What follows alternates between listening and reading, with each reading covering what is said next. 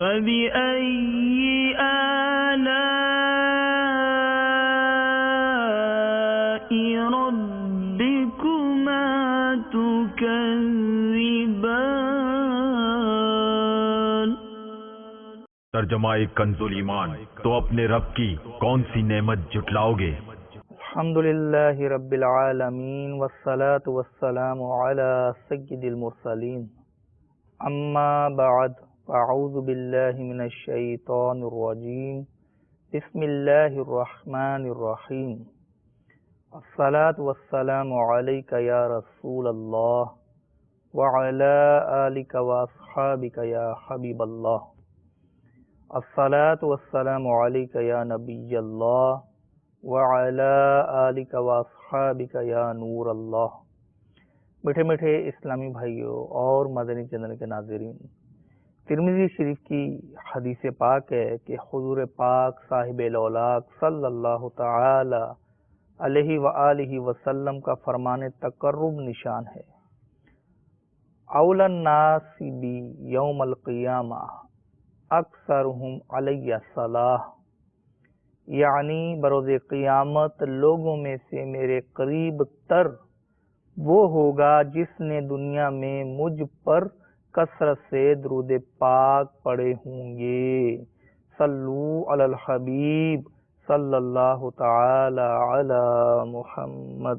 میٹھے میٹھے اسلامی بھائیو، الحاوی للفتاوی میں حضرت سیدنا انس رضی اللہ تعالی عنہ سے مروی ہے کہ میں سرکار مدینہ سرور قلب و سینہ صلی اللہ تعالی علیہ وآلہ وسلم کے ساتھ باہر نکلا تو ایک نابینا پرندے کو دیکھا جو اپنی چونچ ایک درخت پر مار رہا تھا۔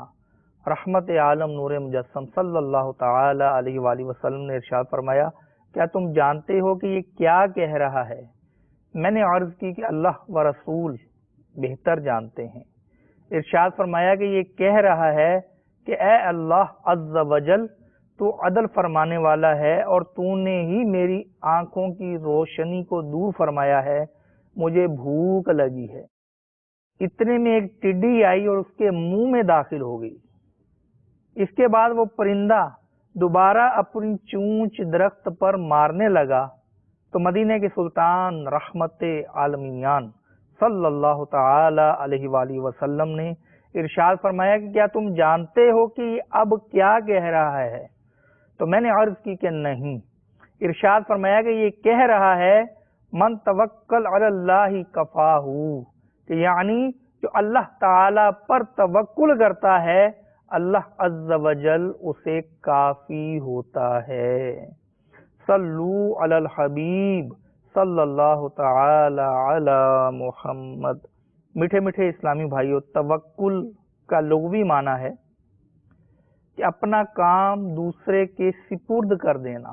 اصطلاح میں توکل یہ ہے کہ اپنی عاجزی کا اظہار اور دوسرے پر بھروسہ کرنا، اور شریعت میں توکل کے معنی یہ ہے کہ اپنے کام اللہ عز و جل کے حوالے کر دینا، کہ اللہ تعالیٰ کو اپنے کاموں کا وکیل بنا دینا، اسی پر بھروسہ کرنا، اپنی عاجزی کا اعتراف کرنا کہ میں کچھ بھی نہیں، میرا مولا عز و جل میرے معاملات کو سنبھالے گا۔ اب توکل دو قسم کا ہوتا ہے، ایک توکل تو وہ ہے جو خواص کا توکل ہے، اور ایک توکل وہ ہے جو عوام کا توکل ہے۔ توکل عوام یہ ہے کہ اسباب پر عمل کر کے نتیجہ رب تعالیٰ کی ذات پر چھوڑ دینا، اور خواص کا توکل یہ ہے کہ اسباب بھی چھوڑ کر صرف اور صرف مسبب الاسباب یعنی رب تعالیٰ پر نظر رکھنا۔ ایک بزرگ رحمت اللہ تعالی علیہ حرمین طیبین کے سفر پر جا رہے تھے، پاؤں میں کانٹا چبھتا ہے۔ اب ہم جیسا کیا ہوگا، کانٹا نکالے گا، لیکن انہوں نے کیا کیا کہ کانٹے کو مسل کے پاؤں کے اندر ہی توڑ دیا، اور یہ یقین رکھا کہ اگر رب تعالیٰ چاہے گا تو ہی یہ کانٹا مجھے نقصان دے گا، اگر میرا رب عز و جل چاہے تو یہ کانٹا پاؤں کے اندر رہنے کے باوجود مجھے نقصان نہیں دے گا۔ یہ توکل خواص ہے۔ تو میرے میٹھے میٹھے اسلامی بھائیو، توکل کا مفہوم واضح ہوا کہ عوام کا توکل یہ ہے کہ اسباب کو اپنائیں، دوائی کھائیں، یہ دوائی شفا دے گی یا نہیں دے گی، اس کا نتیجہ رب تعالی عز و جل کے حوالے کر دیں، رب تعالیٰ کی ذات پہ نظر رکھنے، اسباب میں الجھ کے نہ رہ جائیں۔ میرا رب چاہے تو بغیر دوائی کے بھی ہمیں شفا عطا فرما سکتا ہے، میرا رب چاہے تو مٹی کے ایک ذرے میں ہمارے لیے شفا مل سکتی ہے، اور میرا رب نہ چاہے تو مہنگی مہنگی دوائیاں کھا لیں، آزمودہ دوائیاں کھا لیں، ہمیں آرام نہیں آئے گا۔ تو توکل کی صفت یہ بھی رب تعالیٰ کا بہت بڑا انعام ہے کہ توکل ہمیں کرنا ہی کرنا ہے، توکل کیے بغیر چارہ نہیں ہے، لیکن توکل کی صفت کو اپنے دل میں اجاگر کرنا، اپنے دل میں جما لینا، یہ رب تعالیٰ کا بہت بڑا انعام ہے، رب تعالیٰ کی نعمت ہے توکل۔ قرآن پاک میں ارشاد ہوتا ہے، پارہ 4 سورہ آل عمران، آیت نمبر 159، فَتَوَكَّلْ عَلَى اللَّهِ إِنَّ اللَّهَ يُحِبُّ الْمُتَوَكِّلِينَ، ترجمہ کنز الایمان، تو اللہ پر بھروسہ کرو، بے شک توکل والے اللہ کو پیارے ہیں۔ تو خزانہ العرفان میں اس کے تحت ہے کہ توکل کے معنی ہے اللہ تبارک و تعالیٰ پر اعتماد کرنا اور کاموں کو اس کے سپرد کر دینا۔ مقصود یہ ہے کہ بندے کا اعتماد تمام کاموں میں اللہ پر ہونا چاہیے۔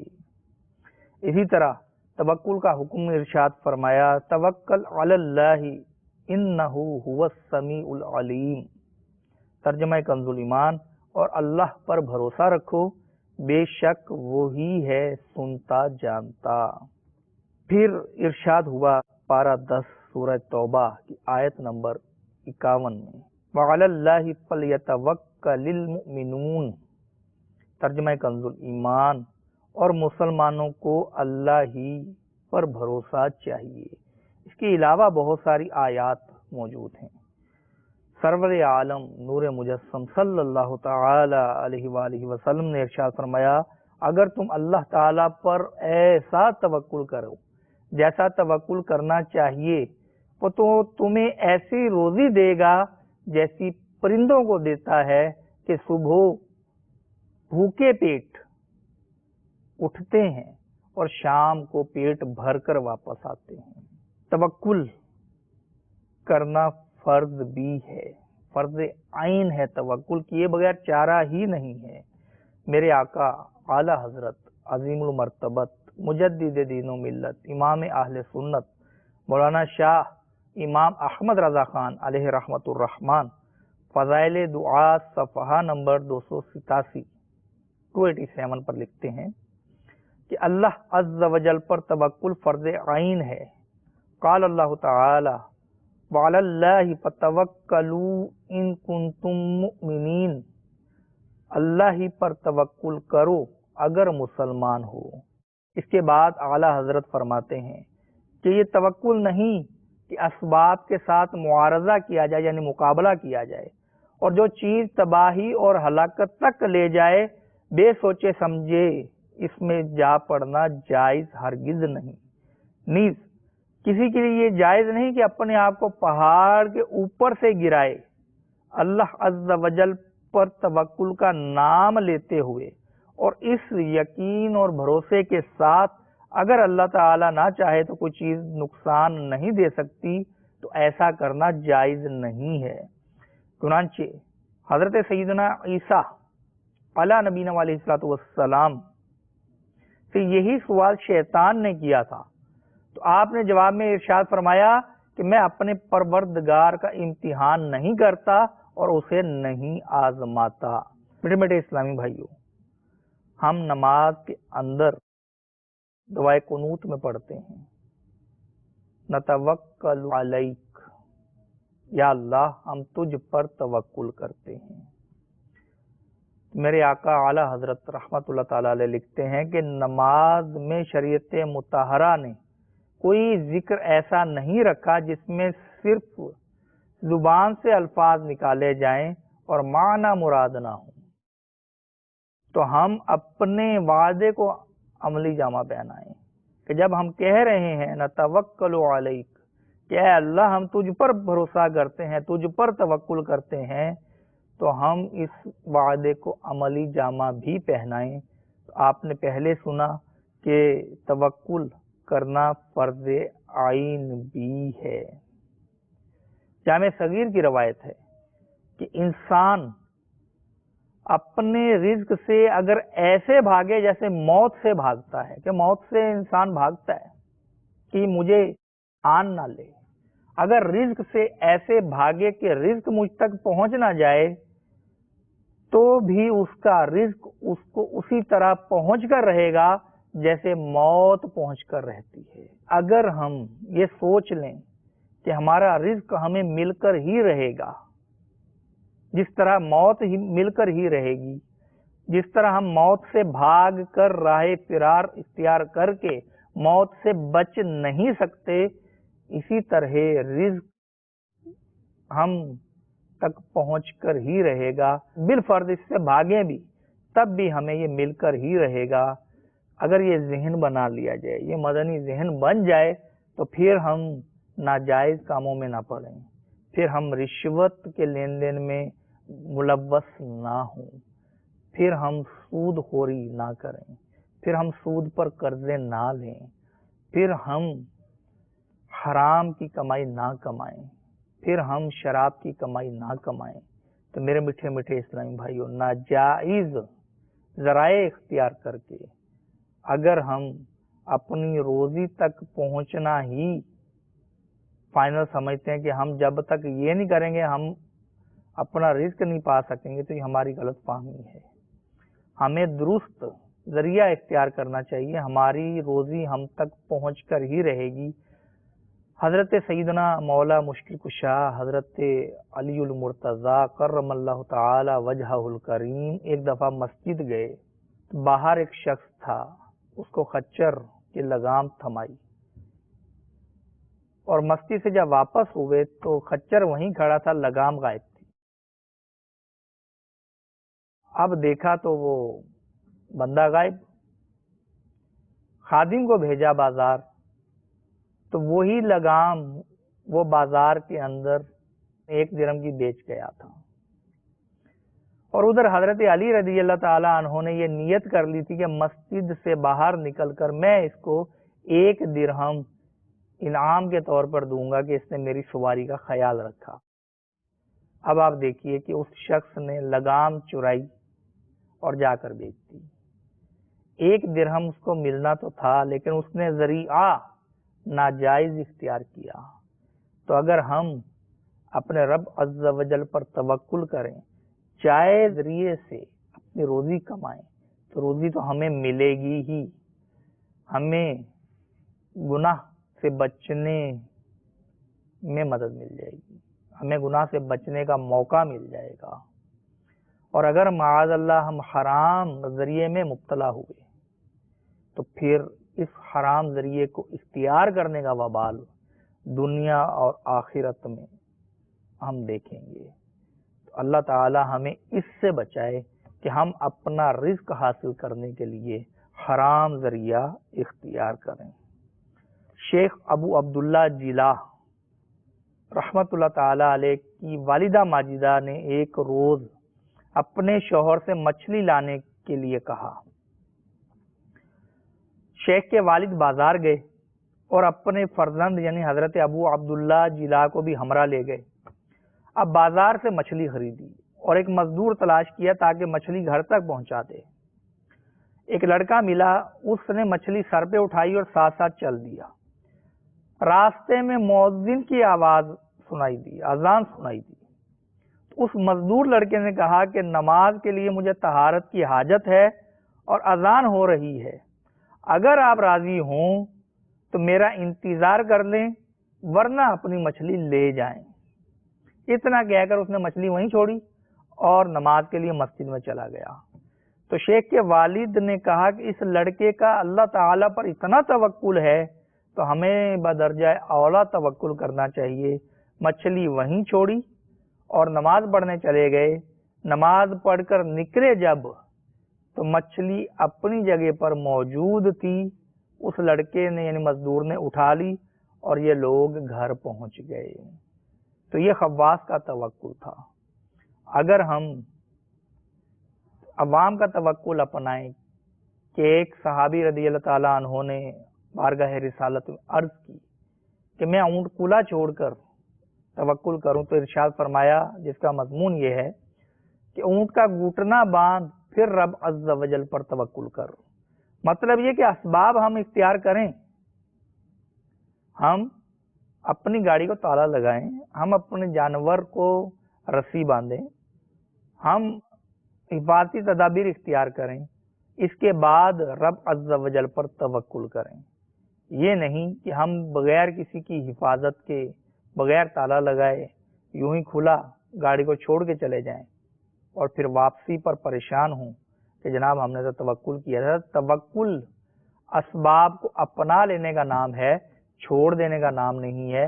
فرق اتنا ہے کہ نظر، بھروسہ اسباب پر نہ کیا جائے کہ یہ تالا مجھے بچا لے گا، میرا رب چاہے گا تو یہ تالا میری گاڑی کو حفاظت میں رکھے گا، ورنہ تالا کھول کے بھی لوگ چوری کر کے لے ہی جاتے ہیں نا۔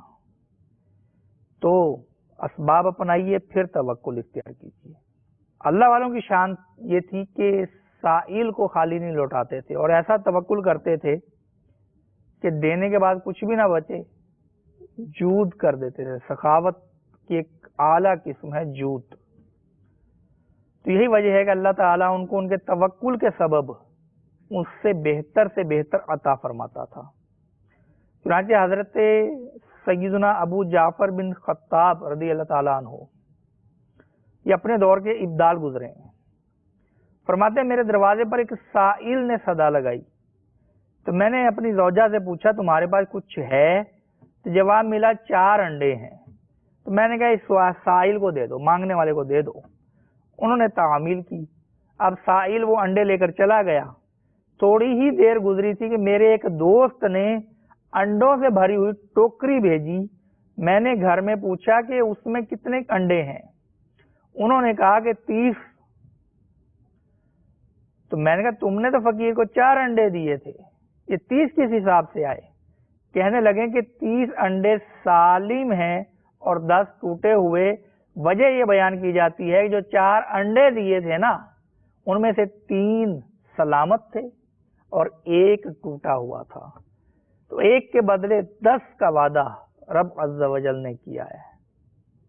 تو 1 انڈا راہ خدا میں دے دیا، اس کے بدلے 10 انڈے آئے۔ تو 3 انڈوں کے بدلے 30 انڈے اور 1 ٹوٹے ہوئے کے بدلے 10 ٹوٹے ہوئے انڈے یہ واپس آئے۔ تو یہ تھا رب عز و جل پر توکل۔ اسی طرح ایک بزرگ کے بارے میں منقول ہے کہ وہ دل میں روزی طلب کرنے کا ارادہ کر کے گھر سے نکلے اور ایک جنگل سے گزرے، بیابان، اجاڑ، ویران۔ وہاں دیکھتے ہیں کہ جانور بڑا فربا اور تر و تازہ بیٹھا ہوا ہے، جس کے نہ ہاتھ ہیں نہ پاؤں ہیں، آنکھوں سے بھی اندھا۔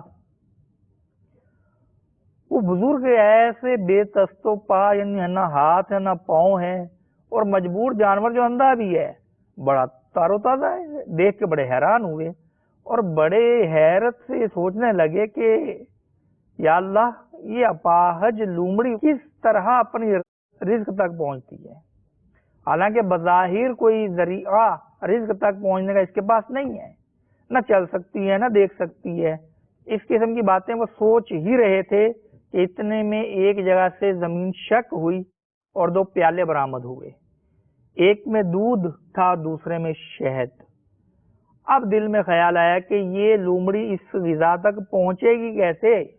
اچانک کیا دیکھتے ہیں کہ اسی مقام سے پہاڑ سے ایک بزرگ نہایت نورانی چہرے والے یہ نیچے تشریف لائے اور لومڑی کے پاس بیٹھ کر دونوں پیالے اس کو پلا دیے۔ جب وہ نورانی چہرے والے بزرگ دوبارہ پہاڑ کی طرف جانے لگے تو یہ جو بزرگ جنگل میں موجود تھے پہلے سے، انہوں نے انہیں روکا اور پوچھا کہ آپ کون ہیں؟ انہوں نے فرمایا کہ میں اللہ عز و جل کے فرشتوں میں سے ایک فرشتہ ہوں اور یہی خدمت میرے سپرد ہے کہ ہر روز صبح و شام یہاں آؤں اور اس جانور کو پیٹ بھر کے غذا کھلاؤں۔ یہ واقعہ دیکھا تو وہ جو بزرگ جنگل میں آئے تھے انہوں نے روزی طلب کرنے کا خیال دل سے نکال دیا کہ جب اس جانور کو اس حالت میں رزق مل رہا ہے تو مجھے بھی مل جائے گا۔ پہاڑ پہ بیٹھ گئے چشمے کے کنارے، نماز روزے میں مشغول ہو گئے۔ 7 دن گزر گئے، کوئی رزق نہیں آیا۔ فاقوں کے سبب بڑے کمزور اور نڈھال ہو گئے۔ آخر کار اللہ عز و جل کی بارگاہ میں دعا کی کہ اے میرے پروردگار، اپنی رحمت سے کوئی لقمہ مجھے بھی عطا فرما۔ اب مجھ میں بھوک برداشت کرنے کی طاقت نہیں ہے، یا پھر میری روح کو قبض کر لے۔ اللہ تعالی کی طرف سے جواب ملا کہ اے شخص، تو اپنے ہاتھ پاؤں کو حرکت دے اور روزی طلب کر، میں تجھے تیرا رزق عطا کروں گا، خود بھی کھا اور محتاجوں کو بھی کھلا۔ اگر اسی حالت میں پہاڑ پر 70 برس تک بھی بیٹھا رہے گا تو میں تجھے غذا کا ایک دانہ بھی نہیں دوں گا۔ اس وقت اس بزرگ کی آنکھیں کھلیں اور پہاڑ سے اترے اور تلاش معاش میں مشغول ہو گئے۔ اب جو کچھ کماتے آدھا خود کھاتے اور آدھا محتاجوں کو کھلا دیتے۔ تو میرے میٹھے میٹھے اسلامی توکل کا مفہوم آپ نے سمجھا کہ اس بات کا نام نہیں ہے کہ خالی سب کچھ چھوڑ چھاڑ کے گھر میں بیٹھ گئے، پہاڑ میں جا کے بیٹھ گئے، جنگل میں جا کے بیٹھ گئے کہ جناب اب تو غیب سے رزق ملے گا۔ تو ملنے والوں کو ملتا ہے۔ ہمیں حکم یہ ہے کہ اسباب اپنائیں، نوکری کریں، ملازمت کریں، تجارت کریں اور پھر جو ملے اس کو کھائیں۔ یہ میرے رب عز و جل کی طرف سے ہے۔ ایک بہت ہی زبردست واقعہ اس حوالے سے ہے۔ احیاء العلوم میں امام محمد بن محمد غزالی علیہ رحمۃ اللہ الوالی نے نقل کیا ہے کہ پہلے زمانے میں ایک شخص سفر پر تھا، ایک ہی روٹی تھی اس کے پاس۔ اس نے سوچا کہ اگر میں نے یہ روٹی کھا لی تو بھوک سے مر جاؤں گا۔ اللہ تعالی نے ایک فرشتہ مقرر کر دیا اور اس کو حکم دیا کہ اگر یہ روٹی کھا لے تو اسے اور رزق دے دینا، اور اگر نہ کھائے تو اسے مزید نہ دینا۔ چنانچہ وہ روٹی اس شخص کے پاس ہی رہی، اس نے ڈر کے مارے کھائی ہی نہیں کہ یہ کھا لوں گا تو بعد میں کہاں سے لوں گا، اور وہ کھائے بغیر ہی فوت ہو گیا۔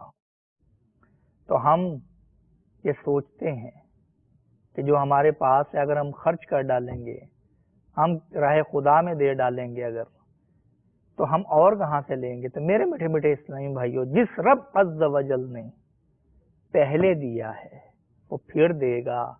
بات یہ ہے کہ آمدنی اور خرچ میں توازن ہونا چاہیے، اعتدال ہونا چاہیے۔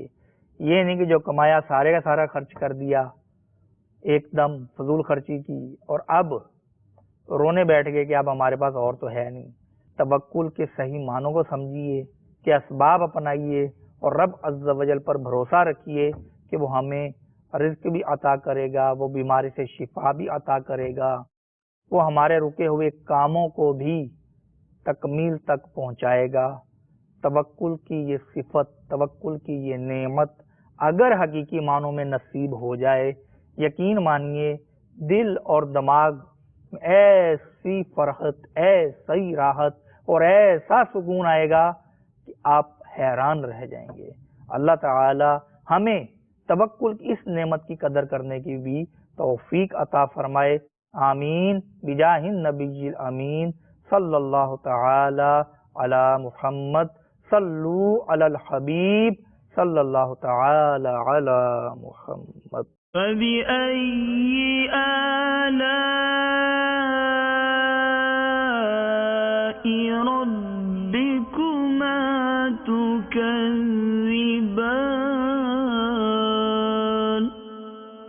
ترجمہ کنز ایمان، تو اپنے رب کی کون سی نعمت جھٹلاؤ گے؟